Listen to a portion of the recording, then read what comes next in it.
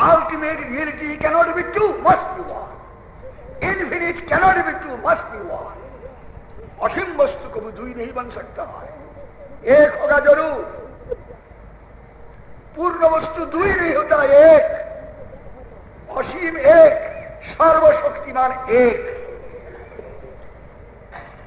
उनका वैभव अधिक, वैभव बहु हो सकता है। सर्वशक्तिमान का शक्ति का वैभव लाखों करोड़ों प्रकार हो सकता है। अभी वैभव और भगवान तो एक नहीं है। दृष्टांत, आप एक, आपका हाथ का अंगुल 10, पैर का अंगुल 10, 20 अंगुल, हाथ है, पैर है और इंद्रिय बहुत है। अभी आपका एक हिस्सा, मान लिया जाए आपका हिस्सा ये अंगुल, नौक, ये क्या है?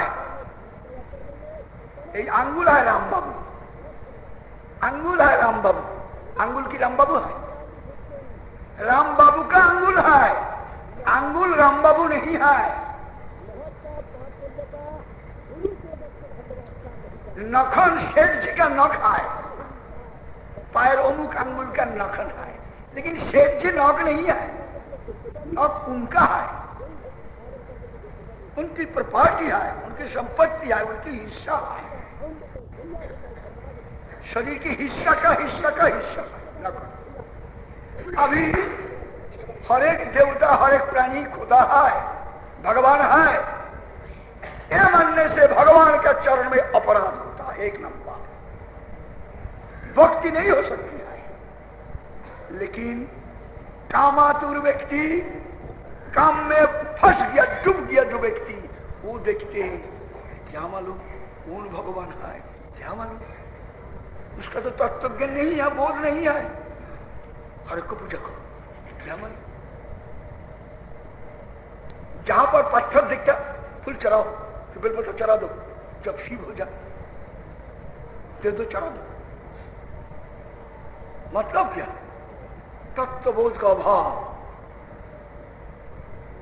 तत्व ज्ञान का अभाव, वस्तु ज्ञान का अभाव। भगवान भी नहीं सकता, भगवान एक, वही भगवान का लीला बहुत, लीला बहुत हो सकता है। भगवान की लीला और भगवान की शक्ति की लीला एक नहीं।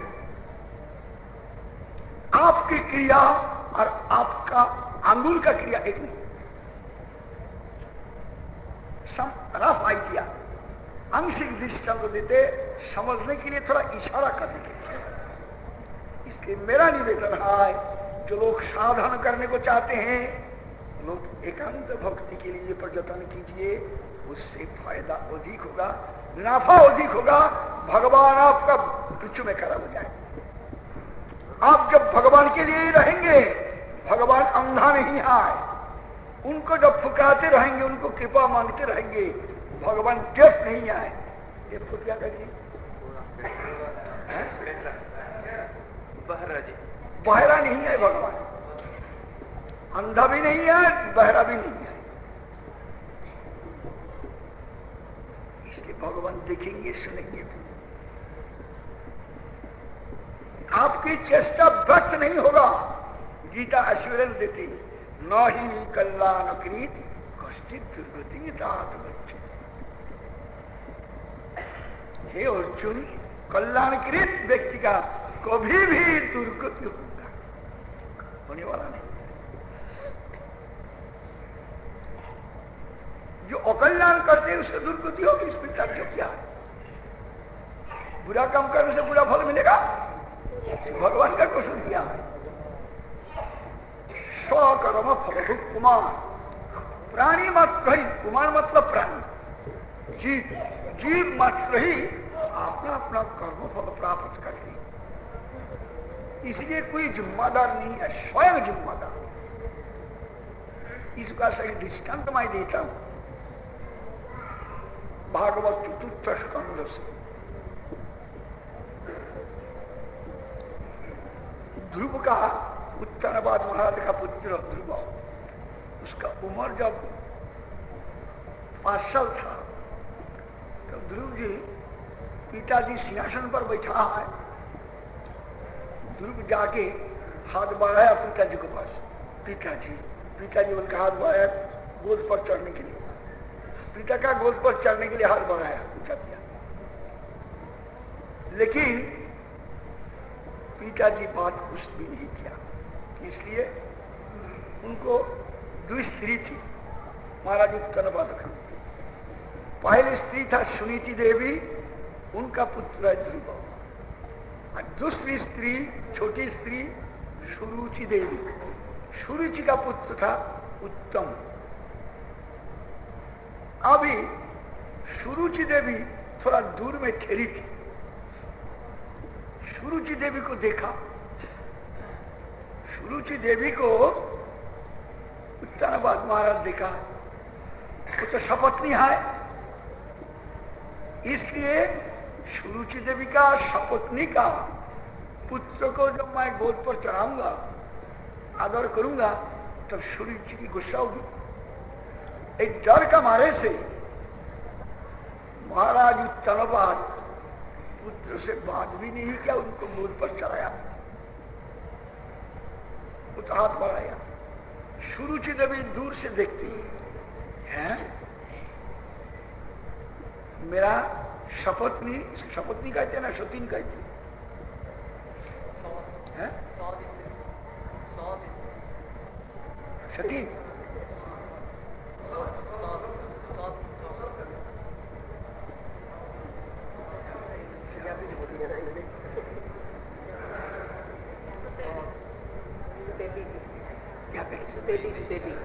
सतेली, सतेली की कहते हैं शपथनी को। सौत शब्द है जी, सौत, SAUT, यू मे कॉल सौत। सौत मतलब सतीन, सतेली, शपथनी। वही सुरुचि देखा ये सौत, मेरी सौत का पुत्र जो है, इसको तो शायद महाराज गोद पर चढ़ाएगा। हाँ? मैं तो प्यारी हूं उनका, मेरा पुत्र उत्तम जो गोद पर बैठेंगे, और मेरा सौत का पुत्र एक क्या है, ध्रुव को ले लेंगे महाराज। जल्दी से आया, देख के नजदीक आया, आके ध्रुव को गाली दिया, ध्रुवा निकाल यहां से, निकाल यहां से, निकाल जा। ध्रुव जी चुपचाप है। उत्तरवाद महाराज एक बात भी नहीं कहते, निकाल यहां से। कितना हिम्मत, कितना महाराज का गोद पर चढ़ेगा, सिंहासन पर बैठेगा, इतनी इच्छा है, भाग भाग यहां से। ध्रुव चुपचाप है। रेफरेंस है श्रीमद् भागवत चतुर्थ स्कंद, कहानी मैं नहीं कहता, भागवत से रेफरेंस देता।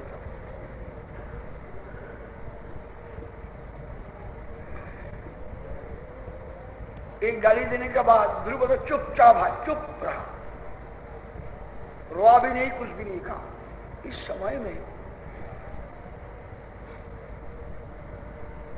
सुरुचि देवी ही फिर कहने लगी, देख तुम क्या कहूंगा, देख तेरी माता को महाराज प्यार नहीं करते, मुझे प्यार करते, इसलिए मेरा पुत्र उत्तम गोद पर चढ़ेगा, मेरा पुत्र सिंहासन पर बैठेगा। तेरा जब महाराज का गोद पर चढ़ने की चाह है, तब एक काम कर, मेरा यही उपदेश, जा भगवान हरि सर्व काम, जिनका जो जो काम रहते हैं सारा कामना भगवान हरि पूर्ण करते, इसलिए उनको कहते सर्व काम, हर किस्म का कामना भगवान हरि पूर्ण करते। जाओ तुम भगवान हरि का आराधन करके जाओ, हरि प्रसन्न होने से उनको पास प्रार्थना करना।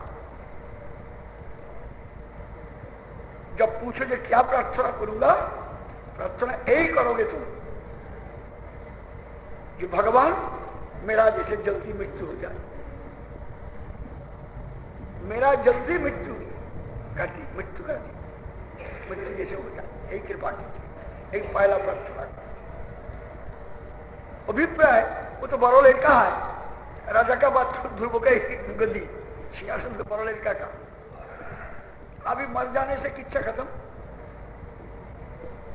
यही प्रार्थना कर जा। और दूसरा प्रार्थना कर, जब मुझे मरने के बाद मेरा विमाता सतेली माता का गर्भ में जैसे मेरा जन्म हो जाए, यही प्रार्थना कर। दूसरी प्रार्थना तो मेरा गर्भ में तेरा जन्म होने से अब तुम सिंहासन पर भी बच सकोगे, राजा का गोद पर भी चढ़ सकोगे। अभी नहीं होगा, निकालिए। तब ध्रुव वहां से चला गया, अंदर महल में चला गया, पैलेस के अंदर में। तो अंदर महल में चला गया, जाके एकदम रोने लगा, जोर से पुकार के रोने लगा। उनकी जननी सुनीति देवी दौड़ के आई है बाहर। ध्रुव रोते हो किस लिए बाबा, बोल के उनको छाती पर उठाया, पुत्र को छाती पर उठाया, इसलिए रोते हो, क्या कष्ट हुआ? ध्रुव एक बात भी नहीं करते, स्नेह पर होते जो रोती। तो साथ में जो बंदी थी अटेंडेंट, जो बंदी थी, वो बंदी कहती है, बड़ो रानी माता सारी बात बता, ऐसा ऐसा किया था, गोद पर चढ़ने के लिए हाथ उठाया, सुरुचि देवी को देख के महाराज बात भी नहीं किया, और सुरुचि आके ऐसा ही बात किया कि तेरी माता हतभागिनी, तू हतभागी के लड़का, तेरा हक नहीं है महाराज का गोद पर चढ़ने की, सिंहासन पर क्या, ऐसी बात बता दिया। जब यही बात बताया तब सुनीति देवी भी रोने लगी, ध्रुव का जननी भी रोने लगी, माता पुत्र दोनों रोते हैं। रोने का पश्चात थोड़ा बहुत बात कहती, ध्रुव तुम गुस्सा मत करो, गुस्सा मत करो, तुम्हारी सतेली माता बहुत अच्छी बात कहा है, इसलिए तुमको तो बता दिया, तुम हरि का आराधना करेंगे, हरि तमाम कामना पूर्ण करते हैं, ये सच्ची बात। तुम्हारी पिता का इस सारा दुनिया का अधिपत्य राजत्व, सारा दुनिया का अधिपति था महाराज उत्तरमान, ये भगवान की हरि की उपासना से। तुम्हारा पिता हरि भक्त था, भगवान श्री हरि कृपा करके सारा दुनिया का अधिपत्य। तुम्हारा पितामह मनु, उत्तरवत का पिता है मनु, तुम्हारा पितामह मनु बहुत आराधना किया भगवान हरि का, तो भगवान हरि प्रसन्न होकर उनको भी मनंतर का राजत्व किया। तुम्हारा प्रपितामह ब्रह्मा, पितामह को पिता, दादा का पिता ब्रह्मा, ब्रह्मा भी काफी तपस्या किया, उनकी तपस्या में प्रसन्न होके ब्रह्मांडों का अधिपत्य ब्रह्मा जी को दिया, सृष्टि करता ब्रह्मा। माई तुमको भी कहते हो, जब तुम्हारा उन्नति के लिए इच्छा है, जब सिंहासन पर चढ़ने की इच्छा है, तो माई भी तुमको यही बात कहती हो, तुम हरि की आराधना करो, हरि तुम्हारा कामना पूर्ण कर। ईश्वरी की देवी उनको कहती। लेकिन ध्रुव एक बात याद रखो, तुम्हारी सौतेली माता के ऊपर गुस्सा करके मत करो, तुम्हारी सौतेली माता का कोई कसूर नहीं है। तब श्लोक तो भगवत के ही है, मां मंगल मता तु परेश मंसा भूंगते जनो जट दुख दस्तक। हे वत्स, अपना कष्ट के लिए, दुख के लिए दूसरा का कसूर मत दो, दूसरा के ऊपर दोषारोप मत करो, दोष मत दो। मां अमंगलता तु परेश मंसा भूंगते जनो जट दुख दस्तक। जीव वही दुख भोग करते हैं जिस प्रकार दुख दूसरा को दिया है, उसी प्रकार दुख प्राप्त करें।